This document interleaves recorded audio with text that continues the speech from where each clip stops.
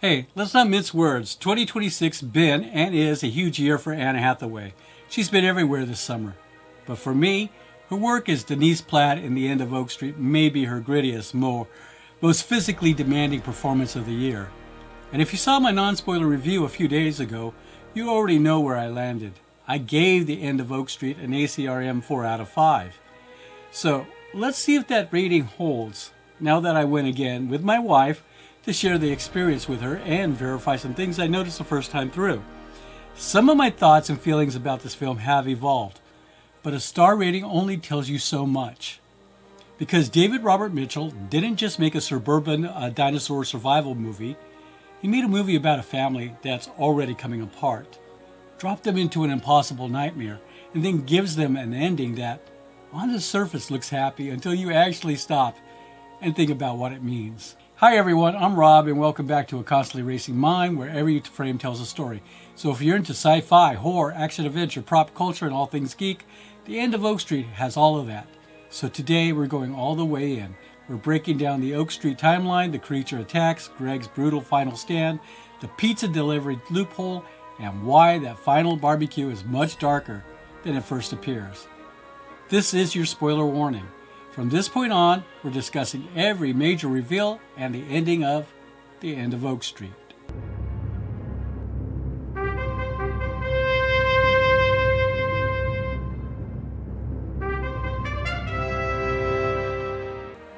I want to set the stage for this film. It's July 1982 in Flowervale, Michigan. Unemployment was at nearly 11%, the worst since the Great Depression. Greg isn't just ashamed he lost his job, he's terrified that there's nothing else out there. Another thing I didn't mention, the rating in my non-spoiler review. That's the MPA rating. It's just part of the title card at the beginning. So we need to talk about this PG-13 rating thing, because David Robert Mitchell's treating that rating like a suggestion, not a boundary. So don't let the Spielberg-esque kids on bikes marketing fool you. If you take small children to this, you're going to traumatize them. Mitchell's horror roots run deep, and he brings a vicious, scuzzy edge to the violence that's rare for an $85 million studio film. And what's really crawls under your skin is the dinosaurs' cold clinical indifference. They have absolutely no personal malice, operating pure as raw and carrying animal instinct with no off switch. We're talking limbs and heads being torn off, dead bodies littered on manicured lawns, and actual bright red blood. And cat lovers? Consider yourself warned. This director's a dog person, and there's at least 3 distinct cat deaths that are played with zero mercy. So if your kids are sensitive to animal danger, or if you aren't ready to see Obi-Wan Kenobi get his leg ripped off while screaming in agony on a front lawn in front of his family, leave the family at home. Now with that out of the way, let's start this dive. Because what I appreciate about this movie is that Mitchell doesn't rush to the dinosaurs. He first gives us a family that's already living through its own private disaster. Denise and Greg Platt are drifted toward divorce. Greg lost his job, but he hasn't told Denise. Instead, he's taking late-night pizza delivery shifts to keep money coming in. He calls it a side job. Meanwhile, Denise is stuck at a life she clearly no longer recognizes. Apparently, she's having a midlife crisis. She channels that frustration into a manuscript about a wife who wants to abandon her family. That's important because the movie's real starting point isn't the cosmic flash. It's the fact that this family is emotionally stranded before Oak Street's residents become physically stranded. Mitchell also plans the survival details early without stopping the movie to explain them. We glimpse Denise at a skeet range in an old family photo, which pays off when she knows how to use a rifle. We see Brian reading a dinosaur books that fit the era's outdated understanding of prehistoric life. Then the film twists the knife. The dinosaurs they encounter aren't the clean, familiar dinosaur movie versions that Brian expects. They're feathered, bird-like, and much more alien, and they're freaking horrifying. That contrast tells you exactly what this movie is doing. It takes a nostalgic suburban family adventure and makes the world feel unfamiliar, unstable, and cruel. Quick note about Michael Giacchino's heavily nostalgic score. So very Spielberg. Before David Robert Mitchell drags the entire neighborhood 65 million years into the past, He spends the first 20 minutes establishing the mundane, passive-aggressive rhythm of 1982 suburban life. You can look at this as a brilliant move, establish the neighborhood and its people, while others may see this as a waste of time, as they're all going to die anyway. You decide. Part of me thinks that this pre-event scenes in Oak Street aren't just filler. They're vital. Spielberg's characters set up that make us all fall in love with the neighborhood before the dinosaurs systematically tear it to shreds. Now, two of the absolute standout neighbors we meet during the suburban prelude are Mrs. Huddleston and Mel, and their interactions set up some of the best dramatic and comedic beats. Mrs. Huddleston is a sweet older widow living on the block. Her late husband was a writer, and she used to act as his editor. Because of that background, she's taken Denise under her wing, acting as a confidant and secretly helping Denise edit her typewritten manuscript about a woman desperately wanting to escape her cookie-cutter domestic life. But Mrs. Huddleston's most critical pre-event contribution is serving as the block's early warning system. Prior to the mass displacement, she calls Denise out to her backyard to look at a highly unusual exotic plant where 2 days ago, she's positive that it wasn't there 2 days ago. Thanks to some quick reference research that fails, Denise turns to Miss Valcourt, the librarian. You know, they know everything.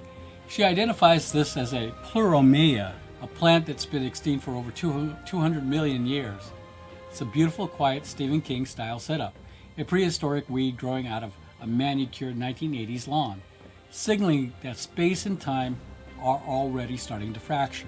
Sadly, her kindness is met with a brutal end later in the film when Denise finds her dead on the kitchen floor, leaving behind a shotgun that Denise uses to protect her kids. Now, if Miss Huddleston represents the soul of Oak Street, Mel, played with perfect bumbling asshole energy by P.J. Byrne, represents its hilarious petty underbelly. Before any dinosaurs show up, Mel's primary concern in life is the Platt family's poorly behaved dog Starbuck, who has a bad habit of running loose and digging up Mel's pristine yard. He actually threatened Denise that if their dog got out again, he would shoot it. Denise calmly tells him that Greg is too nice to tell him that if he points a gun at their dog, she will burn his house down. This petty neighborhood feud culminates in the legendary Dino shit scene, which serves as a hilarious homage to the giant Triceratops pile in Jurassic Park. Now, the night of the first cosmic flash, Starbuck is heard barking wildly at a blinding light in Mel's backyard. The next morning, Mel wakes up to discover a towering, steaming, fly-ridden, hundreds of pounds mound of fresh feces dropped squarely in his backyard, perfectly shaped like a giant poop emoji. Now, because Mel is locked in his narrow-minded suburban headspace, he genuinely believes the Platt kids dumped it there as a highly coordinated, disgusting act of retaliation. Mel and Greg end up standing over the gargantuan mound of dung, inspecting it. Mel is screaming and demanding to know where on earth a couple of teenage kids could possibly got 100 pounds of fresh, steaming animal waste, while the completely baffled Greg tries to laugh it off. It's an incredible amount of dramatic irony because the audience knows the prehistoric predator must have briefly teleported into his yard during the night. But Mel is too busy shouting about Platt's teenage vandals to realize the apocalypse is on his doorstep. Naturally, that makes it all the more satisfying and terrifying when Mel is later snatched up and eaten by a swarm of pterosaurs. The event is somewhat of a test run the night before. Brian's awoken by Starbuck barking in Mel's backyard, and there's a crazy light show. The next day, the family jokes about helicopters and UFOs. The first time I saw the film, I didn't make the connection. I should have, but it wasn't until the next day at my next viewing that I saw the classic 1978 Battlestar Galactica poster on Brian's wall. It's only there for a second, so there you go. Starbuck. The next evening, after a strange lightning storm and those blinding flashes, the Platts wake up trying to treat everything like a normal morning.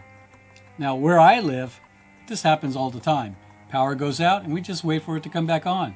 It usually does, so I think the Platts are being completely reasonable. They sit down for breakfast, the family's tension is still there, the routine is still there, but the water's gone, power's gone. And once they step outside, they realize something far worse has happened. With Starbuck gone, Brian's worried, so Greg decides to go look for him. Denise wants to go check on her neighbor who's been reviewing her book. They don't realize it yet, but their neighborhood's been clearly sliced out of Michigan.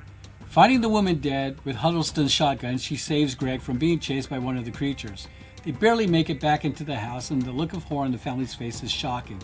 Now this is where Mitchell systematically starts stripping away our modern safety nets, leaving the audience with an agonizing primal sense of helplessness as this family realizes they are suddenly at the very bottom of the food chain.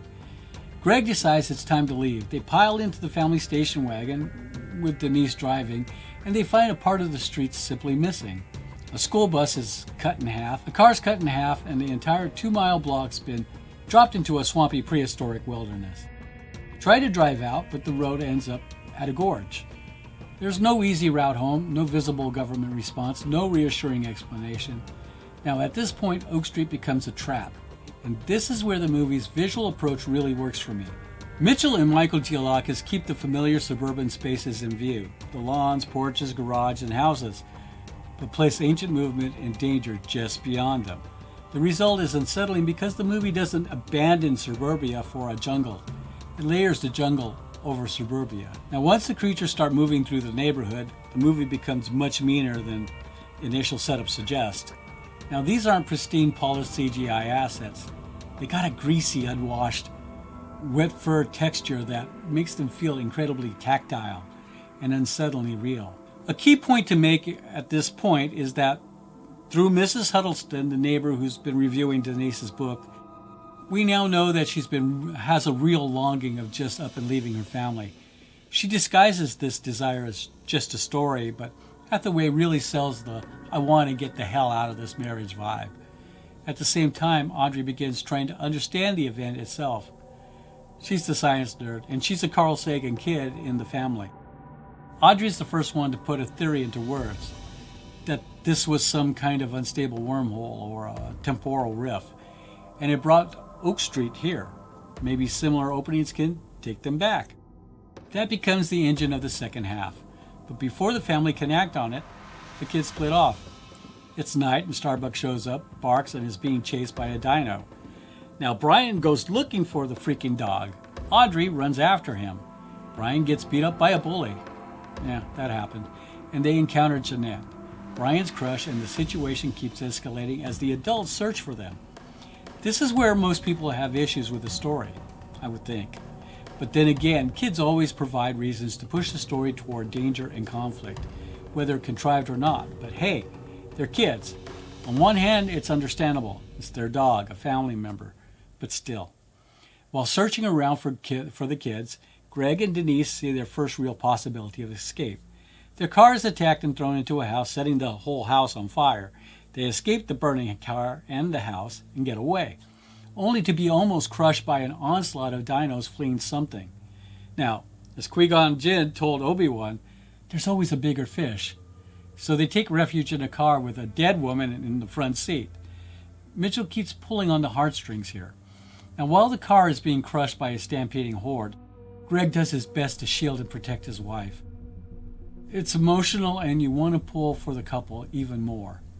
From inside the car wreckage, they spot a glowing portal, a light coming from a house in the distance.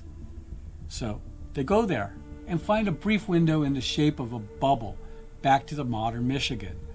Now this is where you see the family dynamic a little bit better. The two aren't fighting anymore. They're just a husband and wife searching for their kids. Now standing at the edge of the time bubble, Greg wants Denise to jump. He's thinking about her safety first. He'll get the kids and follow. But Denise refuses. She won't leave the kids or him. And that decision matters because it's the moment Denise fully changes. Earlier she's writing about escape. Here, when escape literally placed in front of her, she chooses her family. The portal disappears, and the movie makes them pay for that lost chance almost immediately.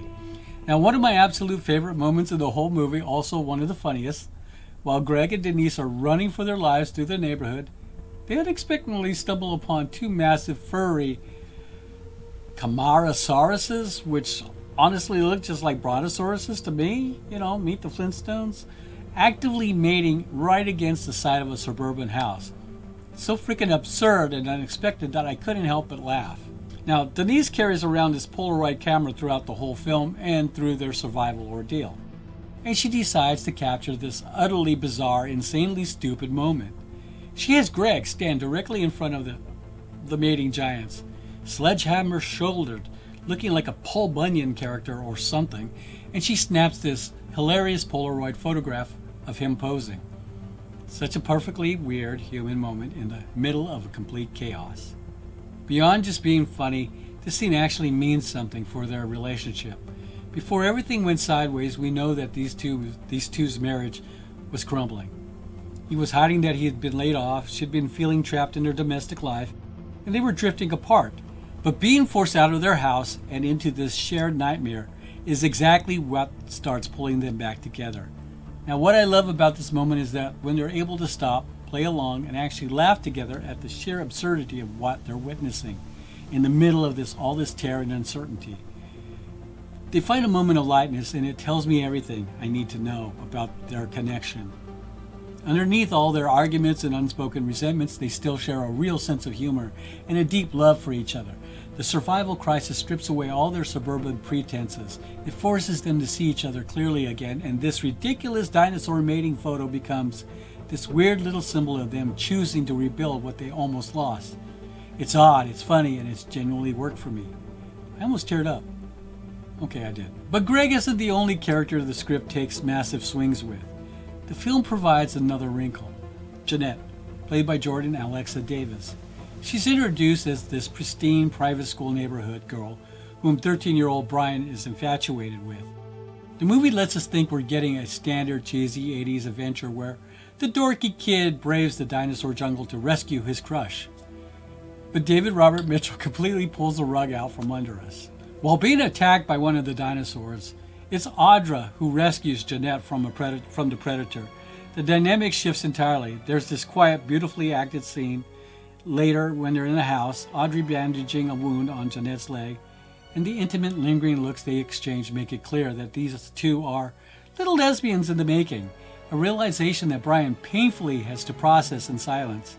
It's a wonderful progressive subversion of blockbuster expectation. But Janette's true narrative weight hits in the ending bizarre temporal paradox, because Janette's parents are killed in the prehistoric past. The Platts take her in, and she's the first to leap through the librarian's roof portal. That's coming up later. But when Denise travels back in time and places those frantic warning calls, that's coming up later too, she successfully saves Janette's parents in the past.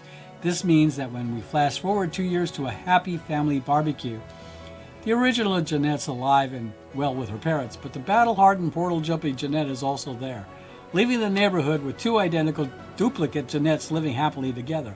It's a delightfully creepy sci-fi temporal scar hidden beneath a sunny Spielberg-esque barbecue.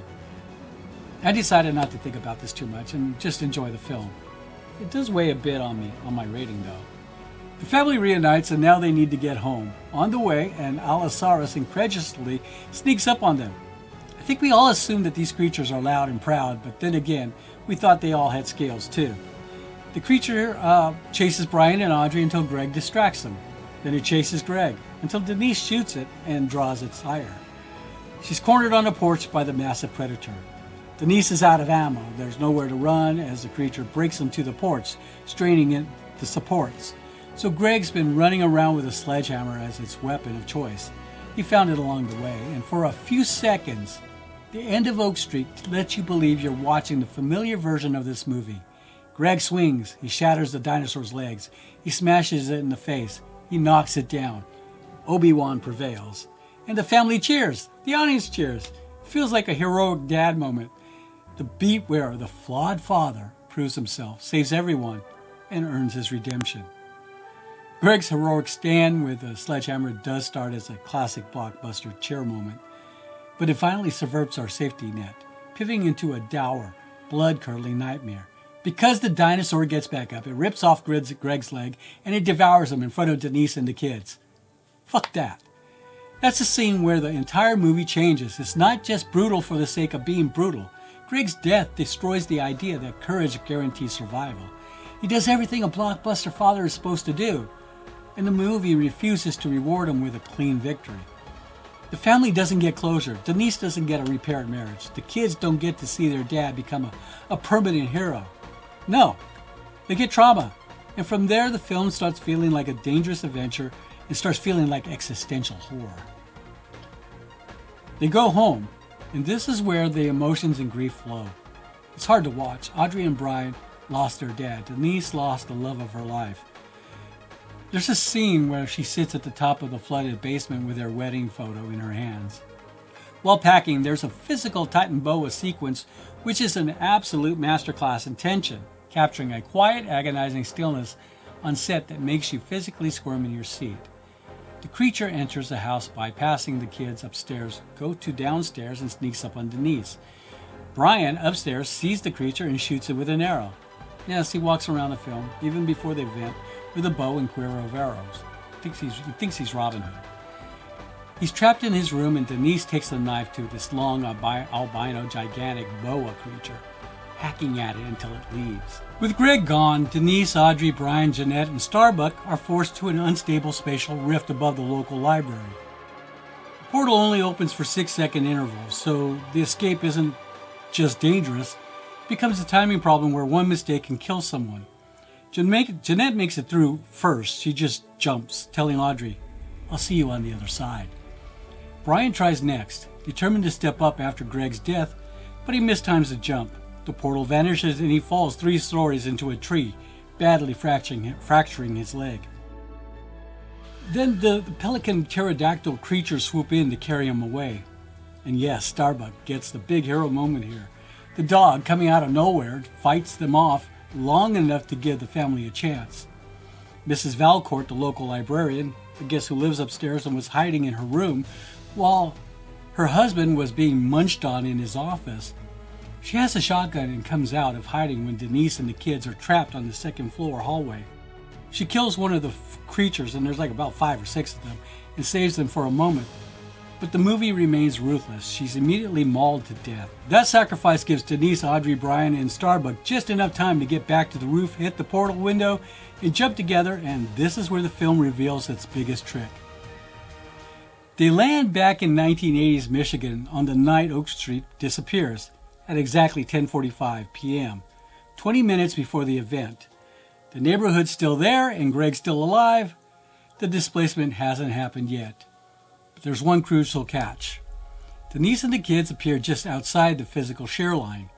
They landed in some woman's pool during a rainstorm. They're safe, but the original version of Oak Street's still scheduled to vanish at 11:05 p.m. Denise has 20 minutes to take action, and that's why the pizza delivery detail isn't just a funny plot device. It's a key to the entire ending. Denise knows Greg's been delivering pizza, supposedly on the side for extra money, taking time away from the family, but now she knows the truth. He was laid off and he does it to support the family until something better turns up. So she calls the restaurant from a street payphone and places a fake order to an address outside the displacement zone, nearby where they are waiting at a bus stop. She pulls them away from Oak Street. She also calls Mrs. Valcourt, the librarian, Mrs. Huddleston, and wouldn't you believe it, Mel, the obnoxious neighbor, telling them to leave immediately. At 11:03 p.m., Greg pulls up in his delivery car. The family sees him, they embrace him, and he's got no idea why they're suddenly this emotional. Then at 11:05, they watch the original Oak Street vanish. Now on first viewing, it plays like a huge emotional release. Denise saves Greg, she saves neighbors, the family's together, but that's only the surface level ending. After a bit, your brain starts doing that nagging thing you hate. It tries to reconcile the temporal logic, and you can't. 2 years later, Denise is a successful author. Her book about the Oak Street displacement is a bestseller. The government's studying the prehistoric fallout, the people Denise warned are alive, and the movie ends at a backyard barbecue. It's staged like a happy ending. But the more you think about it, the more disturbing it becomes. First, Janette, the Janette who survived the prehistoric wilderness, escaped through the portal before the Platts did.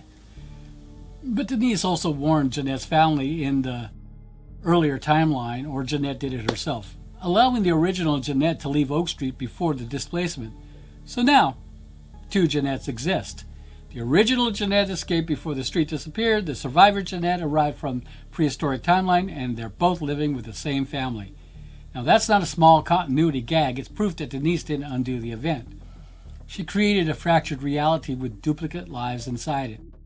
Now for me, this has big fringe vibes. When we get to Greg, this is where the darkest part of the entire movie. The Greg at the barbecue isn't the Greg who fought the dinosaur. He's not the Greg who died trying to protect his family. He's not the Greg who shared that final emotional reckoning with Denise. This Greg remembers none of it, because from his perspective, none of it happened. Denise didn't bring her husband back. She saved another version of him. Her original Greg's still dead in the prehistoric past, mutilated, devoured, and gone forever. So the apparent happy ending is actually Denise living beside a man who looks exactly like her husband, but didn't live through the experience that changed her. The reconciliation that seemed to give the movie its emotional payoff is gone. Denise has all the memories, Greg has none. Now, this raises some deep philosophical issues with identity and self that could hurt your brain if you dwell on it.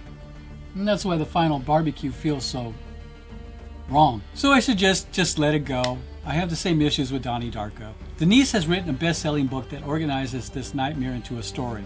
Neighbors have found a version of normal, but the timeline itself is broken, and the people at the barbecue are trying to act as if it isn't. Mitchell turns a time travel rescue into a grief story. Denise gets Greg back physically, but emotionally she lost him anyway. Your mileage may vary on the time travel logic. I can already see some people arguing that the movie breaks itself the second it allows Denise to alter the past. And I get that. The rules are deliberately loose, and the film doesn't give us a clean science fiction explanation for the duplicates coexist and why the portal lands where it does. But I think that ambiguity is intentional. David Robert Mitchell always has been more interested in atmosphere and ease and what the concept does to people than in handing us a perfectly diagrammed answer key. We've seen this recently with both Obsession and The Backrooms. Not everything makes sense, but that's what Reddit's for. The time travel mechanics aren't really there to create a puzzle you can solve. They're there to make the audience realize that survival itself can carry a terrible cost. Denise wins, but she doesn't get her life back. She gets a version of it that's close enough to be comforting and wrong enough to haunt her forever. That's what makes the end of Oak Street more than a dinosaur movie for me. That's because the nostalgia in the end of Oak Street isn't just window dressing. It's woven into the film's DNA. Mitchell and Abrams construct a meticulous tribute to the early 1980s Amblin cinema, complete with split diopter shots, soaring Giacomo scores, and kids on bikes. But what makes it brilliant is not that it actually recreating the real 1982. It's recreating our collective memory of movies from that era. A copy of a copy filtered through E.T., Poltergeist, and The Goonies. And Mitchell weaponizes that warm, fuzzy feeling to set an emotional trap. He wraps you in Spielberg-esque safety blanket, then violently tears it away with a kind of primal gut-punch horror you'd expect from a guy who made It Follows. The contrast between that cozy 80s wonder and the cold brutality of the dinosaurs is where the movie really finds its bite. So now that opening weekend is behind us, the end of Oak Street is sitting at 85% on Rotten Tomatoes, while verified audiences are at 77%. Metacritic has climbed to 70 out of 100 from 49 critics and a user score of 6.3. Moviegoers also gave the film a B cinema score. IMDb gives it a 6.7 out of 10, and Letterboxd is at 3.1. Now, financially, the film opened to $21 million domestically and $47 million worldwide. Those numbers suggest critics responded more enthusiastically than general audience, even though the film found a respectable opening weekend. The only thing I want to mention about the end credits is that there is no end credits per se, just a dedication to the director's father, who died in 2024 while this film was being made. Despite some clunky pacing in the middle stretch with the kids and a few moments where the reshoots with green screens a little too obvious, I think David Robert Mitchell delivers a rare kind of modern sci-fi horror action-adventure blockbuster here. It's original, it's atmospheric, it's emotionally raw, and it's willing to turn its own crowd-pleasing setup into something strange, ugly, and deeply sad. Now, after watching it, but to be honest, on a second viewing, Mitchell's emotional appeal to his audience got to me more this time. Maybe because I had more time to focus on the family dynamic rather than on the technical aspects. So while I initially knocked the rating down due to pacing and temporal logic issues, there's a lot more here that I genuinely love. The performances are excellent, the filmmaking is beautiful, the atmosphere is terrific. So in spite of a few negatives, I've come to a different conclusion. So now for me, The End of Oak Street is a 4.5 out of 5 Dino Claws stars. Maybe that's a real point of The End of Oak Street. It isn't really about dinosaurs. It isn't even about survival. It's about what happens when everything familiar disappears and whether the people beside you are enough to help you find your way home. Now that's my take on The End of Oak Street. But now I want to hear yours. Did David Robert Mitchell stick the landing? Did the mystery work for you or not? And what do you actually think happened to Oak Street? Let me know in the comments. I read far more of them than you probably realize. So if you enjoyed this deep dive, I really appreciate the thumbs up. And if you haven't subscribed yet, I'd love to have you join us here on A Constantly Racing Mind, where every frame tells a story. And if you're into sci-fi, horror, action, adventure, pop culture, and all things geek, you are in the right place. Don't forget to check out the Intelligent Film Goers apparel. And because theaters don't have a pause button, get the RunP app. The links are in the description below. So until next time, thanks for watching, and I'll see you in the next one. Take care.